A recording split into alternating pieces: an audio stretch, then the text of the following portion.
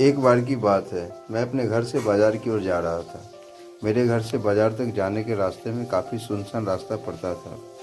कुछ दूर के रास्ते में कोई भी नहीं रहा करता था। मैं रोज़ इसी रास्ते से बाज़ार जाया करता था। आज भी मैं इसी रास्ते से बाज़ार जा रहा था। मुझे रास्ते में एक लड़की मिली जो बहुत ही डरी हुई थी। उसे डरा हुआ देख मैं उसके पास गया और पूछा, क्या हुआ, तुम डरी हुई क्यों हो? लड़की ने कुछ लड़कों की ओर इशारा किया। मैं समझ गया। मैं अपने साथ उस लड़की को लेकर उस लड़कों के पास गया। मैं उन लड़कों को कहा, क्या तुम्हें शर्म नहीं आता है? काफ़ी कुछ कहने के बाद उन लड़कों को अपनी गलती का एहसास हुआ। उन्होंने लड़की से क्षमा मांगा। फिर मैं बाजार की ओर जाने लगा। उस लड़की ने मुझे रोका और कहा, मैं यहाँ पर नई हूँ, मुझे रहने के लिए किराए का घर चाहिए, क्या आप मेरी मदद कर सकते हैं?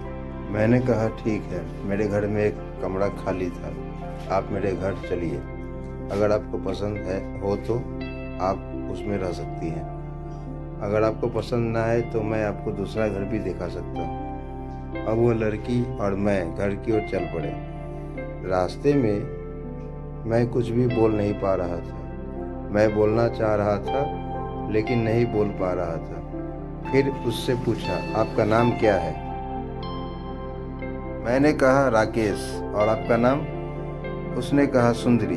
मैंने बोला, काफ़ी अच्छा नाम। अब तक हम घर आ गए थे। सुंदरी ने मेरा घर देखा और वह कमरा भी देखा जिसमें उसे रहना था। सुंदरी को वह कमरा काफ़ी पसंद आया। फिर वह हमारे घर में रहने लगी। मैं उसे जब भी देखता था तो मेरे मन में अजीब सी हलचल होती थी। पता नहीं उसके मन में होती थी या नहीं।